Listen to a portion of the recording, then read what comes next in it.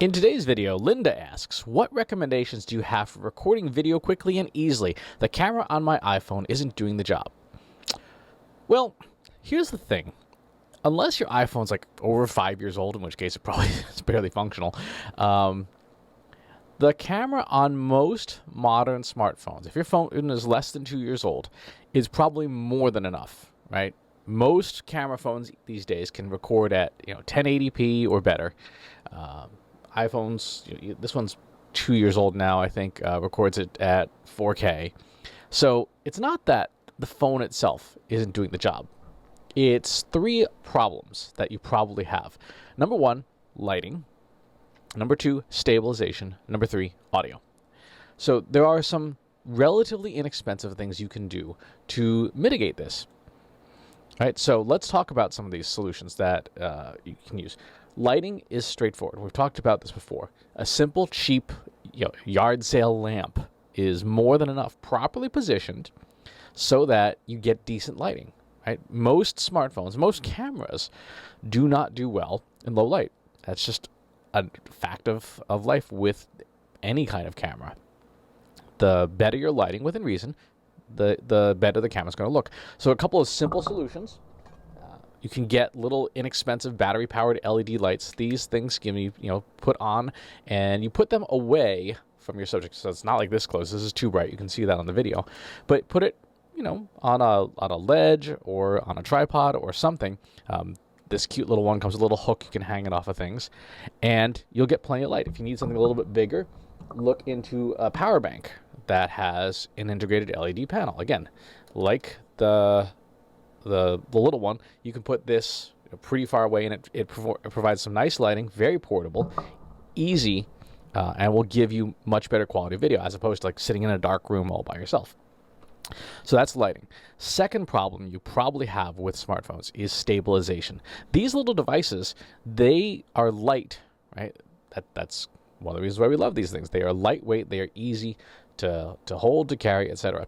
That also means that they are jittery. So if you're trying to hold a phone and film, just minute changes in your hand move the device. The way to fix this is to make this device heavier and bulkier, which sounds counterintuitive, but it actually makes a lot of sense. Now, there are some market solutions for this. Example is like a gimbal stabilizer, but this is kind of overkill for stuff that's probably going to be static shots. All you really need is a simple, like a monopod. This is a very straightforward monopod. Just extend it out here a little bit, and a selfie stick clip. What you're doing here is taking away motion at the point of device and essentially putting it elsewhere. So put this in your monopod, and now you have a much more stable platform. You're going to have a lot less shake, a lot less jitter. And the heavier this thing is, the better it works. If you actually have a real tripod, I like to put my phone on a tripod sometimes. It makes the video so much more stable, much less jittery. Even if you take something as simple as one of these silly like trade show selfie stick mounts, right? And you just put this on like a 5-pound weight. Well, I don't know if it would hold that, but put it on a piece of PVC. This will do wonders for stabilizing your phone, taking out that jittery handshake that makes your video look unprofessional. This here, even just this stabilizes the phone a lot. And bonus, if you're just shooting in a static environment, like at somebody's desk, plunk it on the floor, and now you've got a camera stand. All right, so stabilization, second thing. Third thing that is probably not performing well with your phone is the audio. And again, we've talked about this a lot. Audio quality matters a great deal.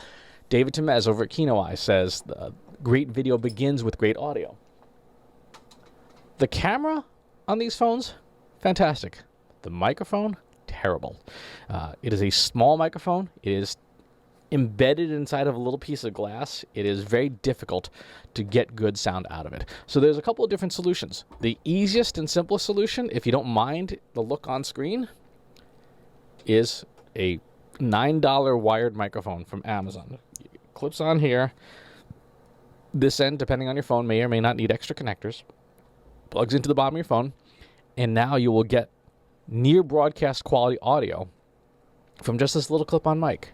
Right? It's a very, very straightforward solution. If you don't like doing that, or it doesn't look good, or it's a problem, you can get the same microphone, tuck it in into somebody's jacket, and plug it into a tiny little audio recorder. Right? And again, relatively inexpensive. I think these are like $70 on Amazon. And what this does is it records the audio separately than from the phone. Remember that the goal of good audio is always to get the microphone as close to your mouth as possible. Right? So when the phone is 8 feet across the room over there or whatever, it's going to sound terrible. It's going to sound like you're talking inside of a giant tin can. When the microphone is inches away from your mouth, either on your jacket or or there's other microphone options like a shotgun microphone, but the lavalier is the simplest, easiest, and hardest to screw up. That will get you great quality sound. You will, if you go the audio recorder route, you will need to take this and audio and put it into a video editor and sync it up with the recorded video on the phone. Generally speaking, that's one of the reasons why you see movie studios have clapboards. You know, those things where it seems make that loud snapping sound. It's not just for decoration. It is so that when the audio editor is working, they can line up that loud clapping noise in a video editor and make it sync up. Easy way to do it. If you don't have a clapboard, just clap your hands. And you'll see in the editor those two claps, and you can line up the sound that way. So that's generally what goes wrong with video when people are talking about their phone not being good enough. It's bad lighting, it's no stabilization, and it's bad audio. If you solve for those three things, there's a really good chance that your phone can look and create great near studio quality video. There was a great video done by the band Evanescence not too long ago called Wasted on You. It's on YouTube, and it was shot entirely on band members' phones. They were, as we all are, under a shelter in place as we record this in mid-2020, and they had to make do with what they had. So the director told them what shots to take. They took with their phones, and then with a lot of post-production, and you can see it because the post-production stuff, folks can do things that make video look like anything else. Black and white, old style, stabilizing it afterwards. You can do a tremendous amount in post-production. But it was shot on phones. Right? So even though it is a polished production, it started with one of these devices. So those are the recommendations that I would suggest. If you want to spend money, and a lot of it, look at a camera like the DJI Osmo Pocket. DJI makes a phenomenal electronically stabilized gimbal camera that shoots beautiful video, absolutely beautiful video. It is one of my favorite devices. It looks like this, and you'll see it has the ability to track. You can move the camera around without the lens moving around a whole lot. These are about $350 on Amazon. If you shoot a lot of video, it's worth it. If you don't shoot a lot of video, I would say use the much less expensive tricks to try and get more out of the existing smartphone that you have. If your phone is over 5 years old, it might not be the worst thing to upgrade your phone.